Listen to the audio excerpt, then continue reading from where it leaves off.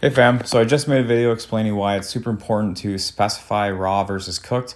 So again, if you track and weigh a raw piece of chicken, to track it as a raw piece of chicken, and if you weigh cooked piece of chicken and eat it cooked, track it as cooked. Now, sometimes though, what do you do if you don't have the specific value? So say you're at a barbecue and you only have raw chicken breast values, but you are eating and weighing cooked. I mean, obviously you want to eat raw, but you get what I'm trying to say. First of all, my first thing to say to you is later on, make sure you go and find them in my database or get them for sure, both raw and cooked values. But let's say you don't have it at that very given moment. You can use this little ninja hack to help you. So there's a couple different ones here. We're going to start with meats. So I'm going to post this too in the Facebook group in the post so you can kind of see it because it's a little mathy. We're going to try to walk it through it here. So basically, meat and fish loses 25% of its weight when it's cooked. So 100 grams raw meat equals 75 grams cooked meat. So let's say that you are weighing out on your scale 100 grams of raw meat, but you only have the cooked values. What you can do is take 100 grams of that raw meat, times it by 0.75 because it's losing that 25%, and that's going to give you 75 grams of cooked meat. Now, if you go and look over here in this meal three right here, you can see that the macros are pretty close. They're pretty much the same.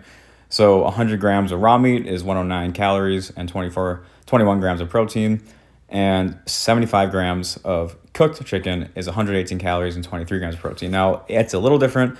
We got about 10 calorie difference and about a 1.5 protein difference, but it's more or less the same. It's going to be a heck of a lot accurate than just doing, oh, well, whatever, it's cooked raw, must be close enough, 100.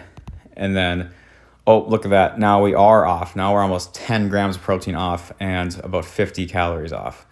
So that's a big deal. So you don't want to do that. So again, if you have if you're weighing a food raw and you don't have the raw values, you only have the cooked, simply take that amount on your scale, times it by 0.75, and that is the cooked values, which will end up being about the same macros as that raw weight, whatever you're using. Now, on the flip side, let's say that you are weighing a food cooked and you only have the raw values. You can do the same exact thing, just the inverse. So in this case, we are going to take down here, if you have 100 grams of cooked meat but only have the raw values, you're going to take that 100 and divide it by 0.75, which equals 0.33, which is again 25% more than the 100 grams, because just like before, when we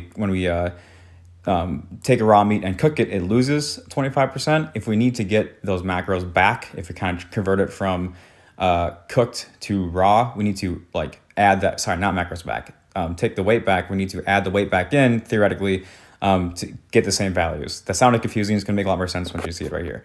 So we're going to take that. I just want to show you visually. So let's say you have a 100 gram chunk of meat. You're going to take 100, divide it by 0.75, and that's going to equal the equivalent macros and equivalent quote weight of the raw value, and it's going to be 133 grams, which are going to equal again the 100 grams of the cooked meat. So that's right here, and you can see again the macros are pretty similar. So they're 145 calories, 28 grams of protein for the raw, and then 158 calories, 31 grams of protein for the cooked. So yes, it's a little different. Again, about a 1.5 calorie difference, but that's nothing to worry about. And again, it's going to be a heck of a lot better than just putting raw, just then not specifying. So now veggies are a little different. It really does depend on how you cook it. Some of them lose a ton of weight, some of them gain a ton of weight, and the macros will change drastically or not at all.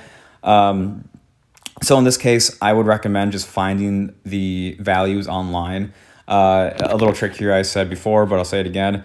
Just type in the food and then type in nutrition after that, and then USDA. So cooked brown rice nutrition, USDA. Top round raw nutrition, USDA. Be specific, and then the USDA, the whole agency they're just responsible for finding out these things. They take a calorimeter and they burn food and they find the calories for it, and macros will give you the correct answer for the most part. So that's one way to do it. Also, it's going to be good for veggies to do it raw when you can. It's just going to be probably a little more accurate. But then of course you can still find some cooked values. I actually think, let's see. do I have onion right here. So yeah, it is possible to have both. But let's say you're at like a friend's house and you're having a stir fry and you just need to do veggies. That's okay. Just, weigh out the veggies or whatever it is, even if it's like a mix, and then just go on your phone later and find out those values. And it's going to all be well. But that's how I would do it if I were you.